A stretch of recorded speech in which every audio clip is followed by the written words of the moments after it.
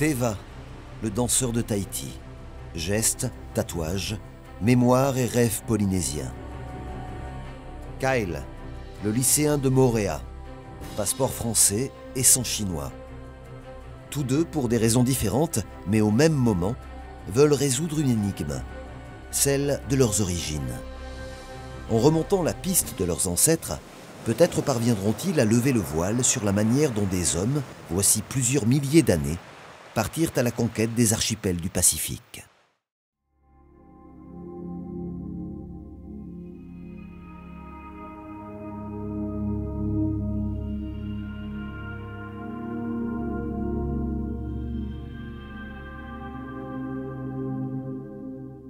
Les éléments qui ornent les proues des pirogues se retrouvent dans les tatouages polynésiens. Les formes oblongues rappellent celles de la tortue et les motifs imbriqués, celles de ses écailles. La tortue occupe une place essentielle dans la culture polynésienne. Elle symbolise l'éternité, l'harmonie, la fertilité. Elle fréquente la terre aussi bien que l'eau où tout commence et finit. Et c'est pour cette raison que les Polynésiens s'identifient à elle. Teva compte sur les éléments pour l'inspirer dans sa vie de danseur et sa vie d'homme. Les vagues d'encre, qui représentent l'océan, sont celles de l'abondance et de la vie, mais aussi celles de la mort.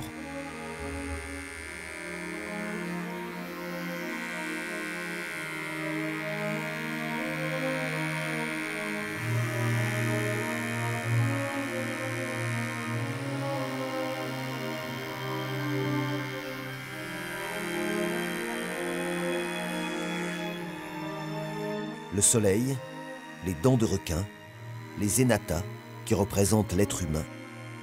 Lequel de ces symboles inspirera Teva? De quel élément tirera-t-il sa force? Chacun d'eux entre en lui et s'y fixe par la douleur.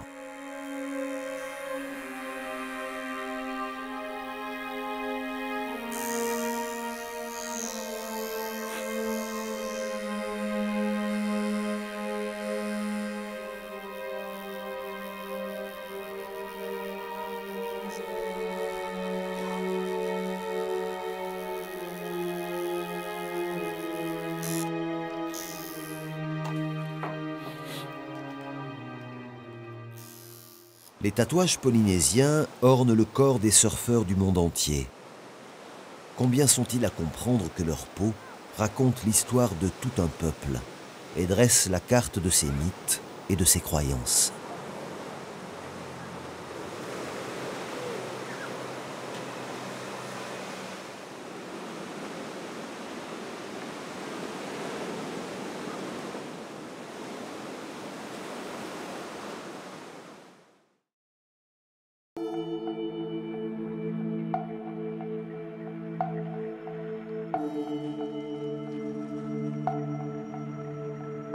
Il ne suffit pas que les premiers Polynésiens aient réussi à imaginer le vaisseau qui les emmènerait au bout du monde. Encore fallait-il que les voiles de feuilles tressées, les pagaies, le gouvernail, les fassent aller dans la bonne direction.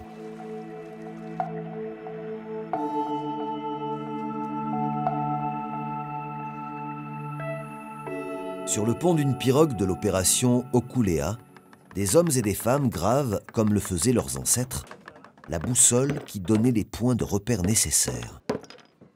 Oui, parce que ça a été imprimé en petit, ça c'est les plus grands mots.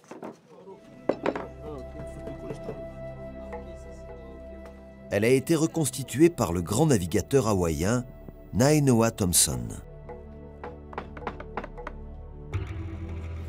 Un cercle est divisé en 16 maisons. Les étoiles se lèvent et se couchent dans la même maison qui occupe l'espace d'un point orienté vers la mer.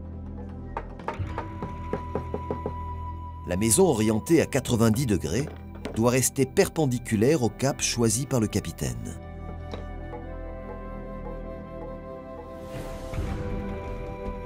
L'épaisseur d'un doigt, tendu vers l'horizon, représente à peu près 2 degrés de latitude.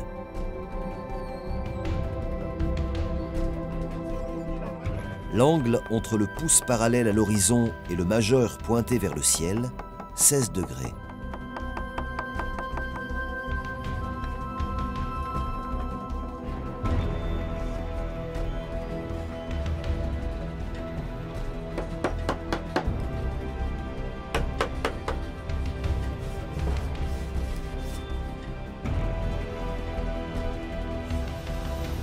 Simultanément, les navigateurs repéraient dans le lointain la réflexion d'îles sur les nuages. Ils interprétaient la nature des débris flottant sur l'océan. Les oiseaux leur donnaient une évaluation précise de l'éloignement des côtes. 175 km pour le paille en queue, 75 pour le foudbassan, 55 pour la frégate, 45 pour la sterne blanche.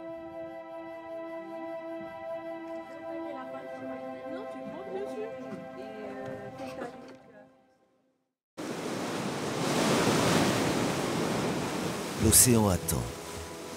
La pirogue ne le décevra pas. Lors d'un voyage antérieur, de Hawaï à Tahiti, il a été prouvé que les premiers Polynésiens pouvaient parcourir 5370 km sans instrument de navigation.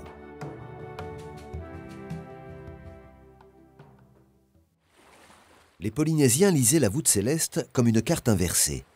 Les premiers explorateurs attribuaient une étoile de référence à chaque île découverte, celle qui se situait au zénith, à sa verticale. Par la suite, pour mieux les repérer et mieux lire cette carte, ils imaginèrent leur propre constellation. La grande pirogue, l'hameçon, l'oiseau, le cerf-volant, le requin. Pour naviguer, les Polynésiens observaient les 10 étoiles les plus brillantes, les poux, et attendaient qu'elles apparaissent successivement au zénith. On s'orientait en traçant une ligne imaginaire entre ce pou et une étoile située au nord ou au sud, telle que la Croix du Sud. Pendant 60 à 90 minutes, on se repérait par rapport à cette ligne avant qu'un autre pou prenne le relais.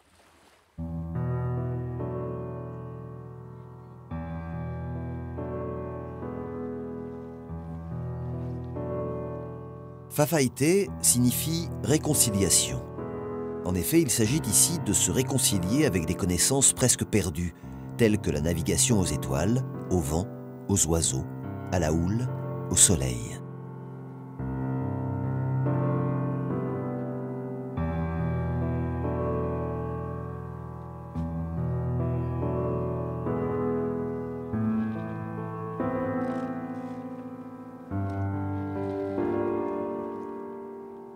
Réconciliation aussi, parce que 8 pirogues identiques ont pour port d'attache les principales îles de Polynésie, ce qui illustre leur unité.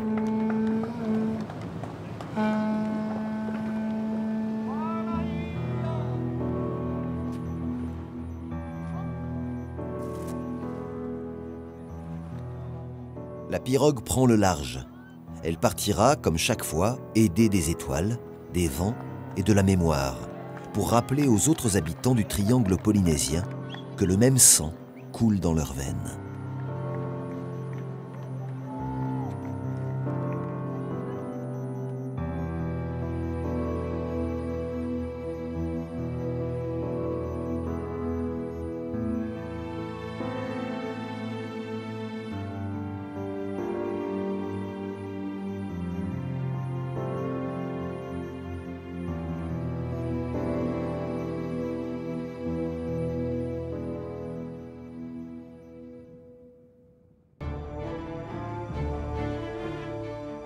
Le concepteur du projet Otaheite Nui Freedom, Iria Otino, est anthropologue et spécialiste de la médecine chinoise.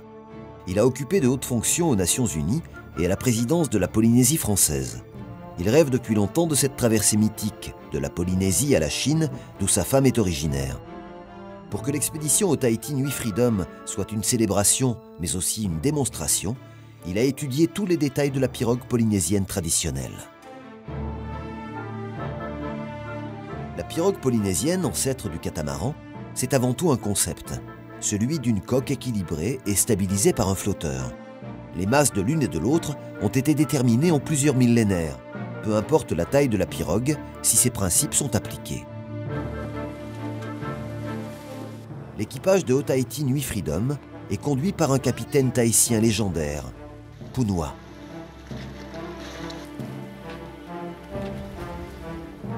Il inclut Faye, qui vient des îles Tonga,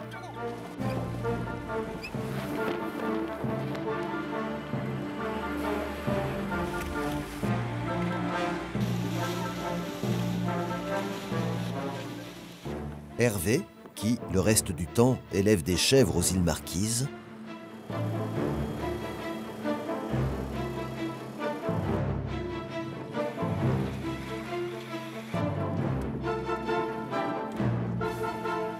Sam, un petit-fils de la reine de Rarotonga.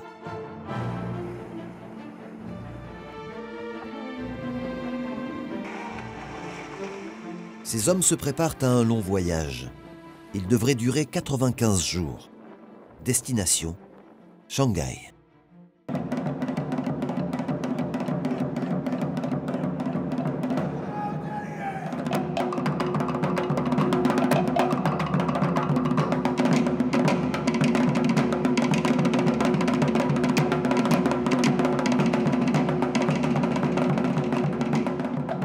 La danse tahitienne est exigeante et athlétique. Les mouvements en ciseaux des cuisses chez les hommes et le balancement des hanches chez les filles marquent fortement les identités de genre. La plupart des mythes évoquent en effet les genèses du monde et la naissance de l'homme et de la femme.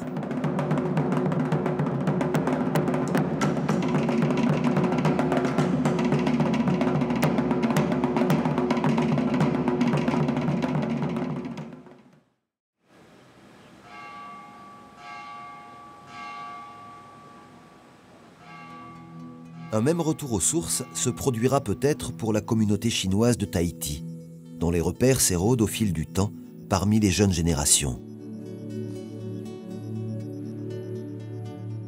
La fête des morts chinoise, le culte des ancêtres, les mariages, ne sont plus toujours célébrés selon les rites chinois. À Mamao, un temple chinois accueille les anciens et les familles les plus fidèles aux traditions. Ceux qui connaissent le sens des offrandes brûlées sur l'autel des esprits, qui savent que la pivoine symbolise l'honneur et la prospérité.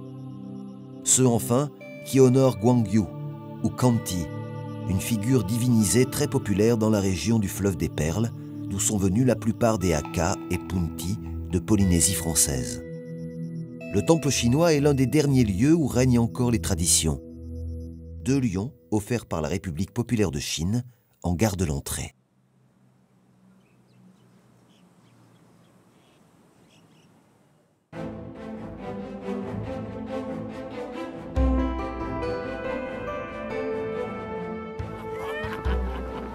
La pirogue au Tahiti Nui Freedom est déjà en haute mer. Les colonisateurs du Pacifique avaient emporté avec eux des réserves de nourriture et même des animaux d'élevage. Bien sûr, le poisson pêché en chemin pourvoyait aux principaux besoins alimentaires. Une dorade coryphène, par exemple, fournit plusieurs repas. Ce poisson, typique de la Polynésie, change de couleur en mourant. Sa chair est fine et délicieuse. On peut la manger crue.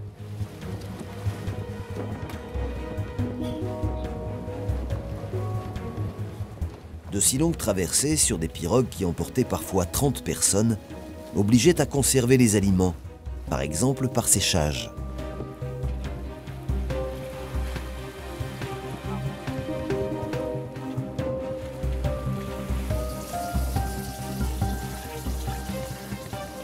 L'équipage de Haut-Tahiti Nui Freedom fabrique avec les moyens du bord quelques-uns de ses propres ustensiles, comme une râpe à noix de coco.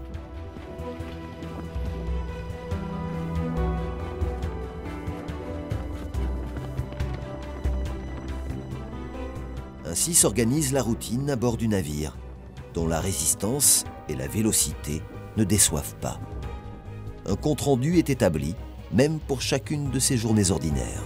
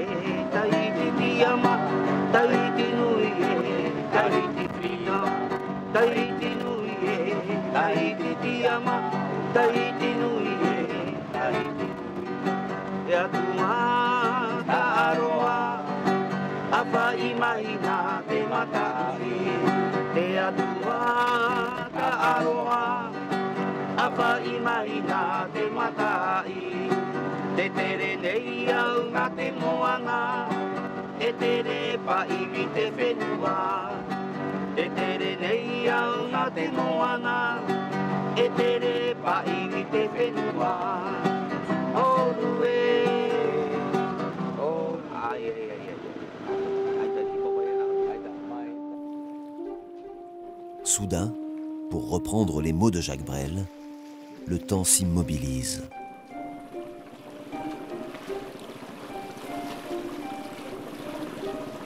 Plus un souffle, plus une vague. Le pari d'arriver à Shanghai en moins de 100 jours est compromis. Le navire reste sur place.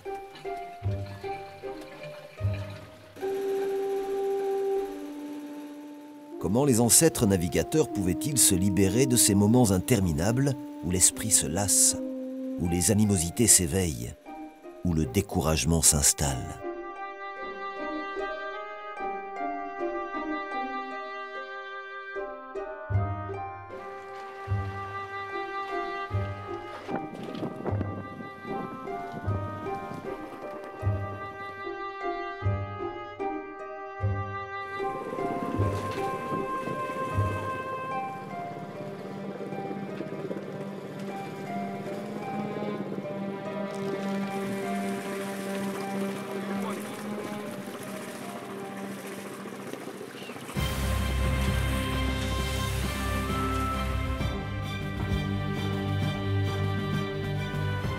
Enfin, les voiles se gonflent de nouveau. Le vent est là. Sa puissance réjouit les navigateurs de Haut-Tahiti Nui Freedom. On laisse flotter au-dessus de la pirogue des cerfs-volants comparables à ceux qu'utilisaient les anciens navigateurs.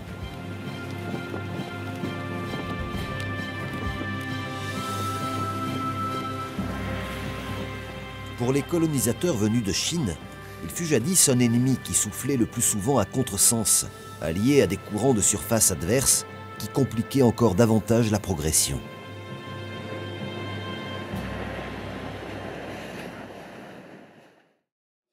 Le mentor de Kyle, Roland Sam, replace dans son contexte général l'histoire récente des Chinois de Tahiti.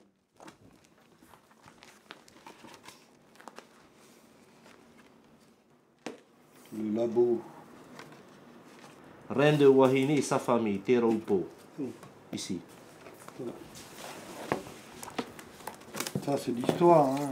La création en Polynésie du Centre d'expérimentation nucléaire du Pacifique, presque concomitante avec la reconnaissance de la République populaire de Chine, rendit la situation des Chinois de Polynésie intenable.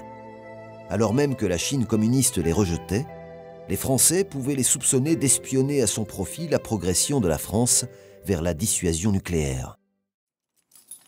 Un homme a vécu cette époque. Il incarne le parcours de tant de Chinois, partis de rien, que leurs efforts rendirent riches.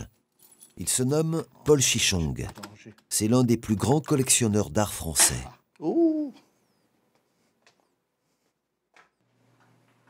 Sérusier, Matisse, Gauguin aussi, Bruegel, l'ivrogne reconduit par les siens. C'est un Monet 1875, la bonne année de l'impressionnisme. Okay, c'est une des pièces maîtresses de ma collection de 300 et quelques tableaux. Moi, je suis parti en 52 okay, pour faire mes études en France. 40 jours de bateau, s'il vous plaît.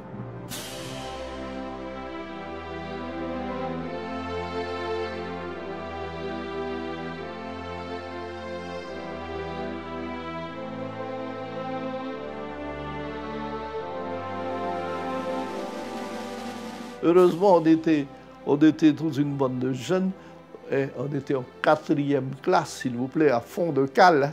À fond de cale, sans le droit de monter.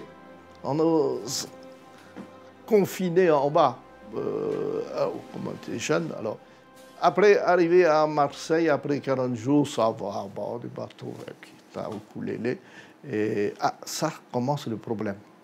Marseille, comment on va de Marseille à Paris?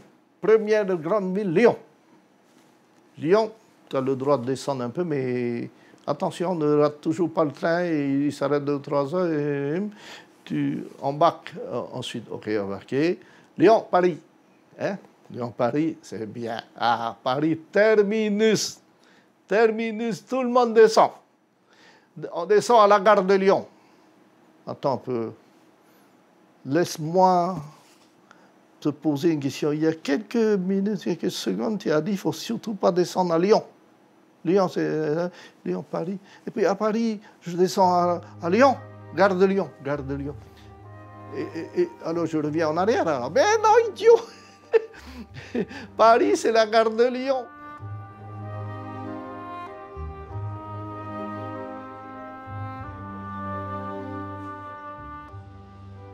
C'est là où j'ai appris qu'à Marseille, c'est la gare Saint-Charles, c'est pas la gare de Marseille.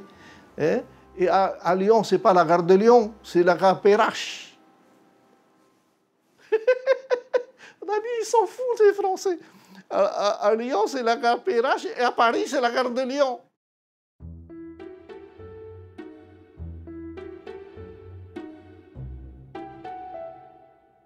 Voilà les avatars, tribulation de Jean Caïna tahitien à Paris. Voilà.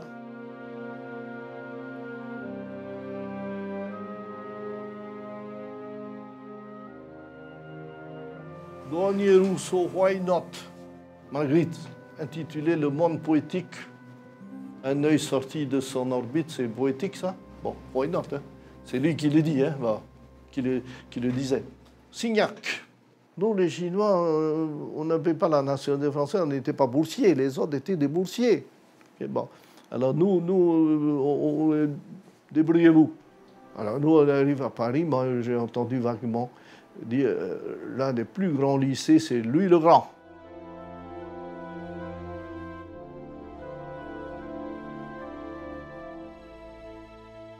Louis le Grand, j'ai choisi. Louis le Grand. Le plus grand lycée de France où il y a des grands cerveaux. C'est vrai, c'est vrai. Tant bien que mal, j'ai réussi mon bac quand même en travaillant 2 fois plus que tout le monde. Ça a toujours été mon principe. Après, prépa, HEC, tout ça, ça a été dur, mais c'était plus simple. J'avais un passeport de Taïwan, Formose. Or, la France ne reconnaissait plus Formose, reconnaissait la Chine communiste, Mao Tse-tung. Aucune valeur, aucune valeur. Okay? Lorsque Pompidou, oui, Premier ministre à ce moment-là, a visité Tahiti, donc on a présenté une délégation de Chinois. J'ai dit, Monsieur le Premier ministre, nous sommes des apatrides. Comment ça? Comment ça, apatride? Pompidou. Apatride? Expliquez-vous. Ben oui, je suis ni français ni chinois. Okay? J'ai un passeport de Taïwan, mais la France ne reconnaît plus Taïwan. OK? Alors, je ne suis pas français. Comment ça, Pompidou? Et vous avez fait des études? Bien sûr, j'ai fait HEC à Paris. Ben, c'est de grandes études, ça. Et vous êtes... Ouais, encore pas de nationalité française. Voilà. Et ça, hop, Pompidou rentré.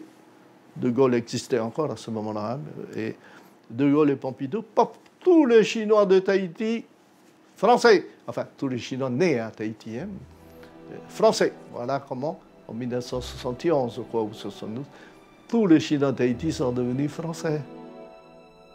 Le but de la France était aussi de s'assurer la loyauté des Chinois polynésiens envers la République.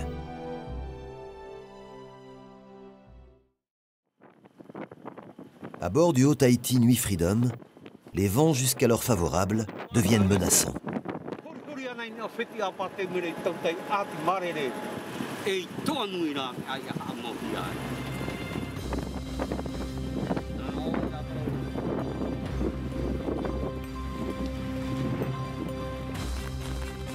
Tout au long de la traversée, leur violence va cabrer le navire, fragiliser les voiles et les mâts, provoquer des avaries.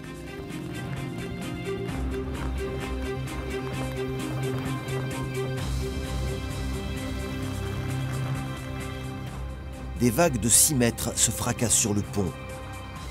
En dépit du savoir-faire de Pounoua, le capitaine, et de tout l'équipage, les problèmes se multiplient, au point qu'à terre, les esprits critiques s'échauffent. Et si l'exploit projeté était impossible? Et si on avait surestimé la capacité de la pirogue polynésienne à affronter les tempêtes les plus violentes?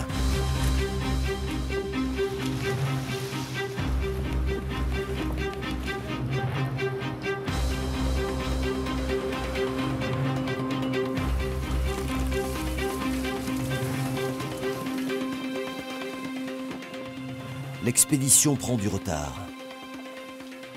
Mais en dépit de l'adversité et de l'eau qui noie les moteurs, la pirogue, comme voici plusieurs millénaires, tient tête à l'océan.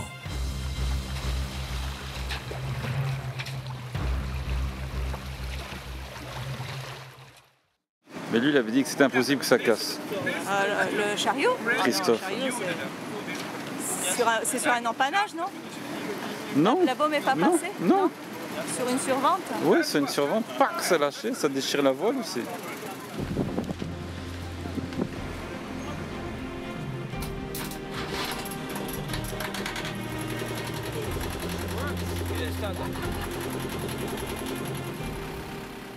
À Rarotonga, de graves problèmes se présentent. Il va falloir démater.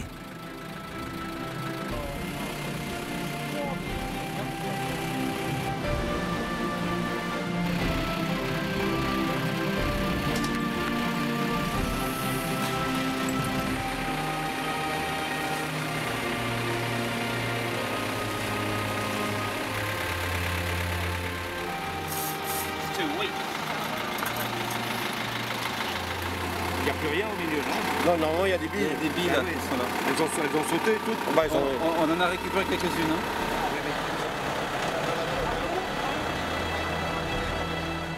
Chaque avarie, chaque incident amène l'équipage à se sentir encore plus solidaire des premiers Polynésiens qui, eux, ne pouvaient réparer un mât qu'en abattant un arbre et reconstituer une voile qu'en tressant des feuillages.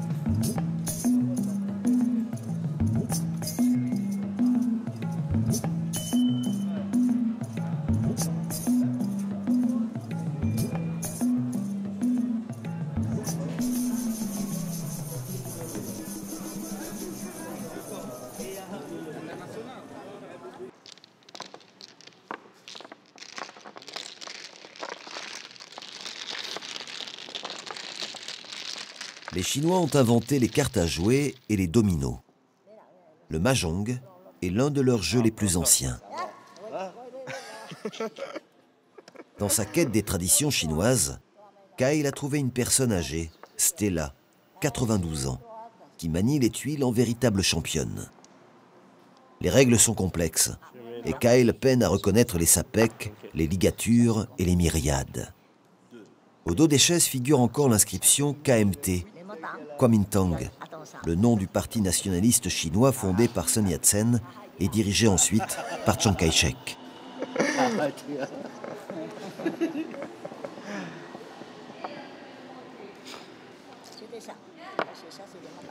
Ah, ça c'est les matas, c'est les yeux. Ah, ça c'est les yeux. En fait, j'ai toujours pas fait. Deux. Attends ça, hein. Ici, sauter, tu vas gagner. Yo, tu vas gagner. Donc ici et ici. Comment tu fais pour prendre dedans? Le Kuomintang est surtout resté en Polynésie le nom d'une organisation culturelle et sociale. Non? T'as pas suivi. Ah, deux. Attends. Attends. Laisse là. Aïe. Ah, Ça c'est quoi ça? ça, je sais pas si c'est 10 ou quoi, mais Ah, t'avais dit que c'était 110, non? ça ressemble, hein? Il me ressemble pas. Allez, payez pour moi. Aïe, aïe, aïe, aïe. C'est gagné, c'est gagné. Elle a gagné là. C'est gagné. Tiens, 2 $. Alors, l'association Kuomintang a été créée au mois de mars 1918. Donc, dès le départ, l'association Kuomintang a eu un rôle très important au niveau de la communauté chinoise, puisque les Chinois, ils venaient se marier ici, ils venaient déclarer le conjoint, leurs enfants. Donc ça servait un peu de mairie en parallèle avec l'état civil français. Et également, c'était une école, puisque les familles chinoises envoyaient leurs enfants apprendre le chinois ici. Et même tous les Chinois des îles, des Tuamotu, des Marquises, des îles sous le vent, ben, ils prenaient le bateau pour venir en cours à l'école Kuomintang ici. Ils apprenaient bien sûr à parler, à maîtriser le chinois, le Hakka et le mandarin, à écrire, à lire. Et également, il y avait également des cours de français qui étaient dispensés. Kuomintang fournit beaucoup de ses membres, bon, des chorales chinoises, les danses chinoises, et même également dans la musique tahitienne, la musique polynésienne ou des danses, puisque ici, on a également une école de danse tahitienne, on a 2 écoles de ukulélé, on a 2 écoles de tai chi, une école de tennis de table, et bien sûr les activités de mandarin et autres.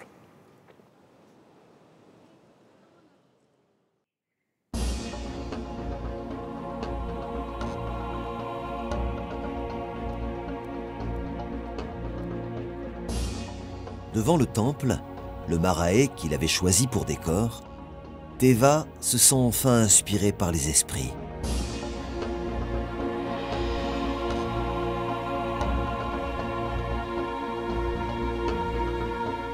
Avec pour seul spectateur les Zounous sacrés dressés entre les pierres volcaniques, Teva danse pour ses ancêtres.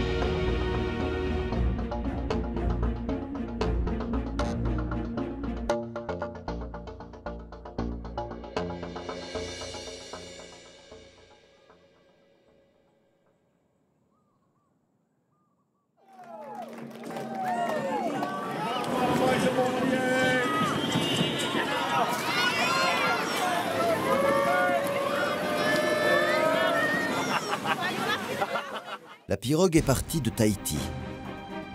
Elle a fait escale à Raitea, l'île sacrée où les mythes disent que débarquèrent les premiers colonisateurs de l'archipel de la Société. Un jour de liesse marque à chaque étape l'arrivée et le départ de la pirogue Ōtaiti Nui Freedom. Les rites sont respectés à chaque étape et les tikis dûment honorés.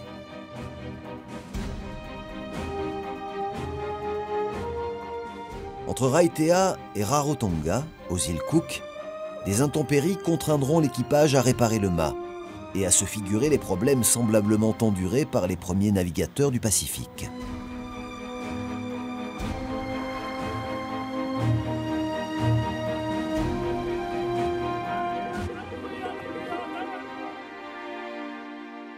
Le navire file de Rarotonga jusqu'à Tonga, où les premiers Polynésiens firent souche 1300 ans avant notre ère, introduisant les chiens, volailles et porcs qu'ils avaient emmenés d'Asie.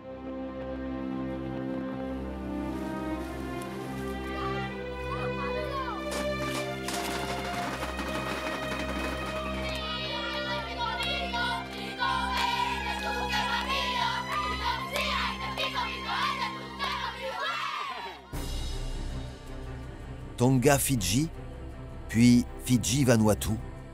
Partout, l'épopée de Ōtaiti Nui Freedom rappelle aux Polynésiens ce qu'ils ont en commun.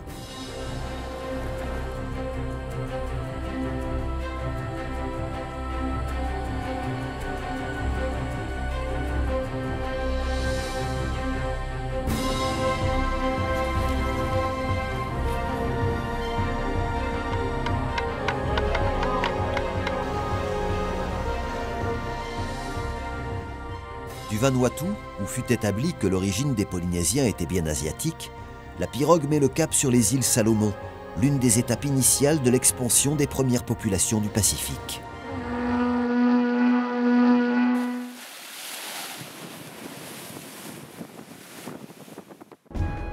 Et c'est ainsi que, des îles Salomon à la Papouasie-Nouvelle-Guinée, puis de la Papouasie-Nouvelle-Guinée à Palau et aux Philippines, le voyage fait apparaître aux yeux de l'équipage en sens inverse les paysages et les terres alors désertes que les premiers Polynésiens ont colonisées.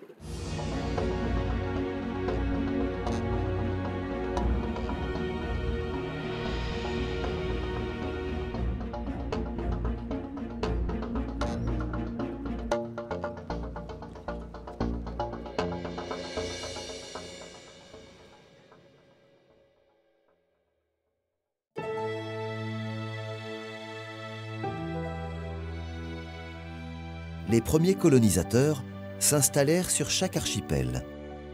Et ce ne sont que leurs descendants, plusieurs générations après eux, qui reprirent le large.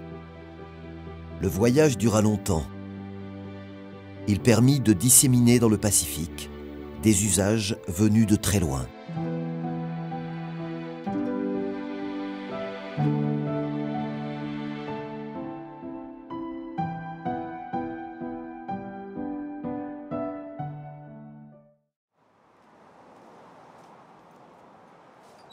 On pourrait croire disparu la plupart des traditions qui reliaient naguère les Chinois de Tahiti à leur patrie lointaine, sur le bord du fleuve des Perles.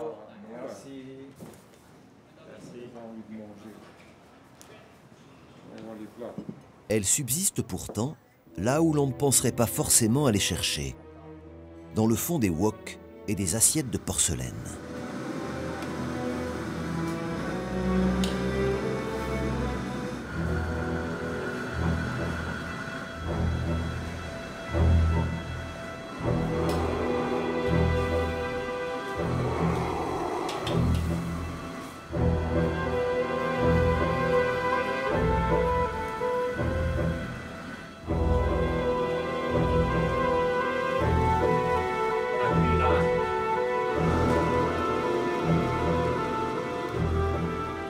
Ce restaurant à Aroué ne sert pas seulement des plats chinois, mais plus spécifiquement des spécialités Hakka. Elles incluent parfois des ingrédients comme la moutarde, dont les semences furent apportées de Chine par les ouvriers d'Atimaono. Qu'est-ce que c'est que ce plat? Oui, c'est un plat porc au moi choy. Le moi choy se traduit comme feuille de moutarde salée et séchée. C'est typiquement Hakka. Les Hakka, ils sont considérés en quelque sorte comme des envahisseurs, ou bien au mieux comme des invités. D'où le mot Hakka. Hakka, ça veut dire invité, ou celui qui vient de l'extérieur. Ici à Tahiti, les Chinois ils sont à 99% d'origine Hakka.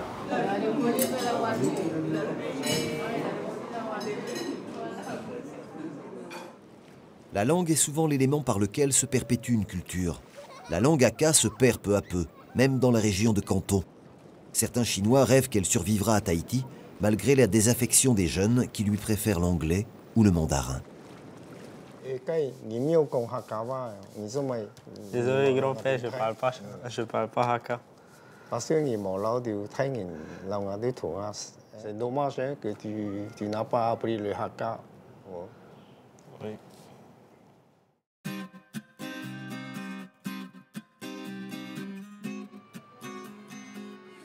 Chaque soir, des roulottes viennent se ranger et déployer leurs auvents sur le port de Papeete. Teva se sent le cœur léger. En quelques minutes, la place se transforme en restaurant à ciel ouvert où sont servis des plats polynésiens traditionnels tels que le poisson cru au lait de coco.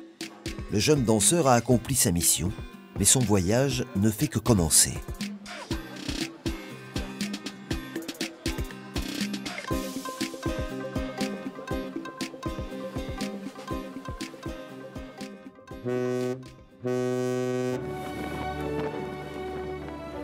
Le but de Haut Tahiti Nuit Freedom était d'atteindre Shanghai en 98 jours. Malgré les efforts de Punwa, le capitaine, 107 jours ont déjà passé et Shanghai n'est toujours pas en vue.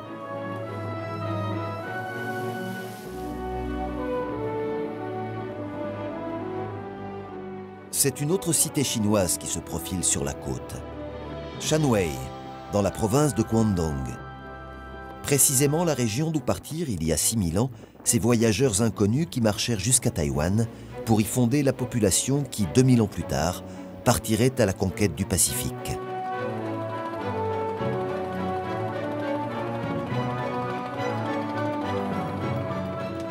Des officiels chinois qui accueillent la pirogue savent qu'à 13 000 km de là vivent des Chinois venus de leur région, peut-être des lointains cousins.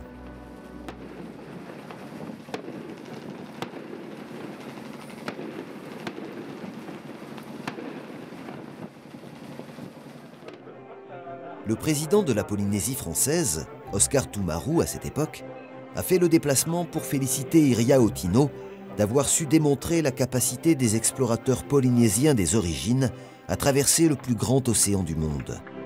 Chaque membre de l'équipage prend sa part du triomphe.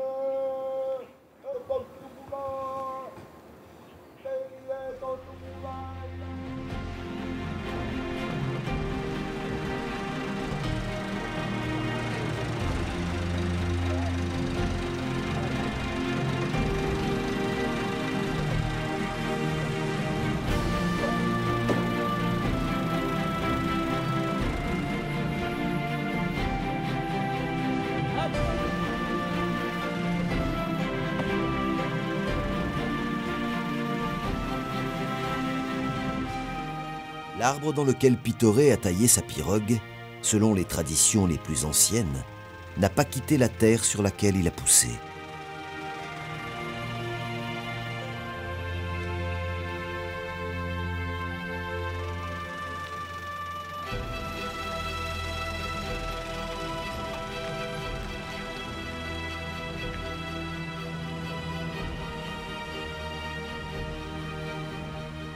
Maintenant qu'il s'est transformé en pirogue, il est temps de l'approcher de la mer sur laquelle il naviguera désormais.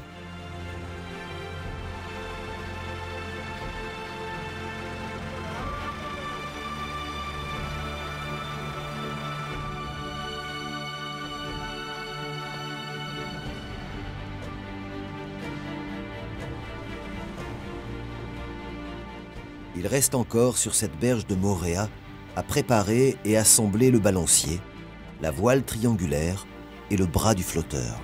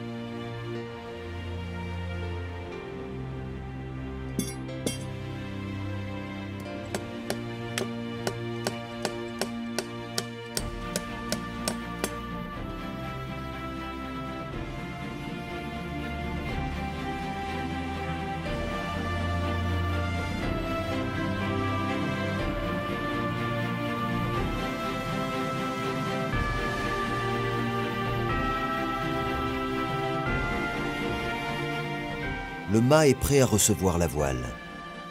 Concession à l'époque moderne, elle est faite de tissu et non de pandanus tressés.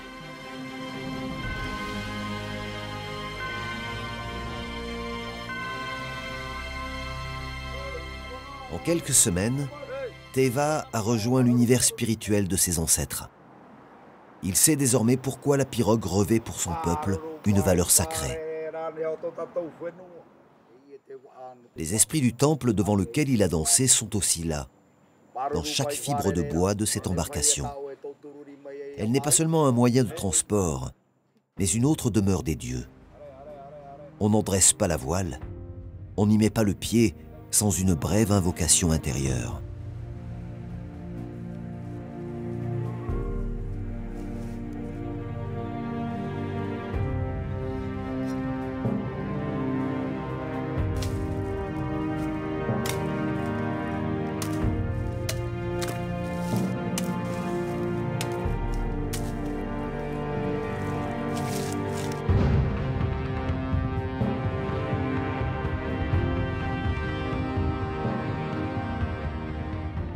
Il faut briser les branches qui blesseraient le mât.